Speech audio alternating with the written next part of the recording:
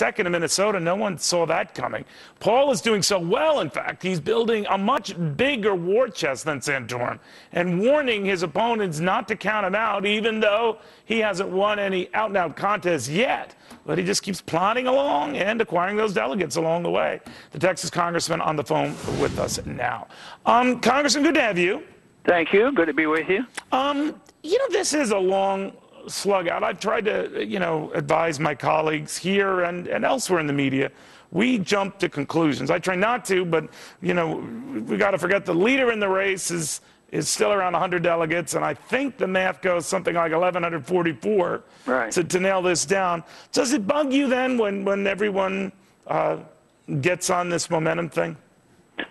Not really. I mean, if Romney wouldn't have lost one or two along the way, you'd be all on him and say, well, it's an automatic. Nobody can catch him. But now when, Gingrich wins one and then Santorum wins a couple and Romney is set back a little bit, it really allows me to continue with my second and third and hopefully, advance to first in some of these states. Because, in some of these states, I can come in third or fourth, but because we have the organization, we might get the most of the delegates. A lot of people don't understand that. I shouldn't let the secret out, but it's all about winning congressional districts, and you amass those districts, and you get the delegates. You're right about it. Yeah, but do you need to win outright, though, Congressman? That if for no other reason than to garner that attention that comes with it? Oh yeah, absolutely. And I don't think you can quite. You can't get there. I guess theoretically somebody could work it out where if you had all seconds and thirds and they split all the first places up, I guess in theory you could do pretty well. But I think for PR purposes and just for credibility, you'd have to win some states. So if we go into the next leg of this, Congressman, with Super Tuesday being the focus of attention, even though it's not as super as it's been in the past, and certainly compared to the Democrat Super Tuesday 4 years ago when you had California in there, so many other big states in there, it's really just I wouldn't say a fraction of that, but I would say half of that. So what is the real battle royale, or is it just a real slugfest right to the convention? Well, so far it looks like it's going to be a slugfest for everybody because I don't think Governor Romney is feeling, overly confident at the moment. He has to have concerns.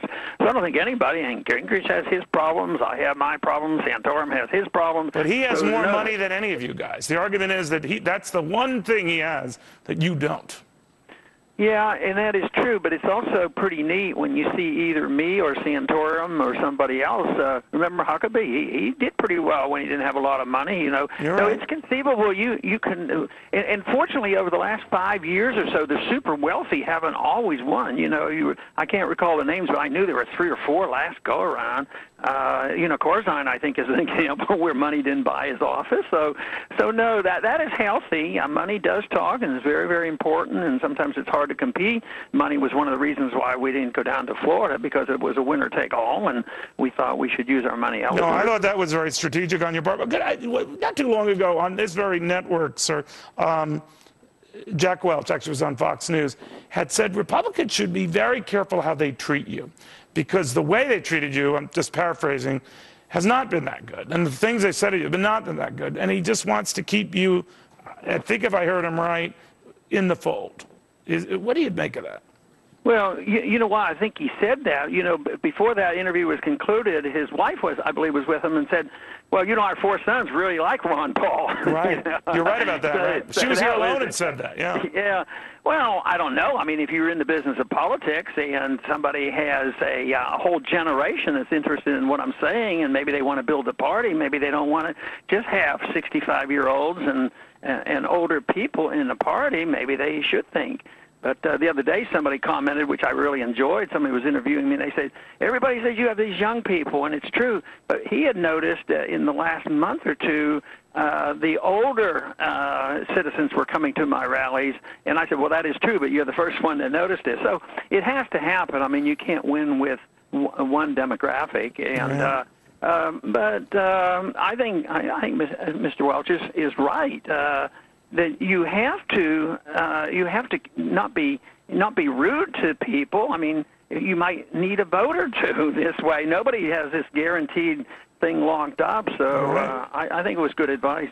All right, Congress, it's always a pleasure, sir. Thank you. Thank you very much. Very much. Well, look at Mr. President.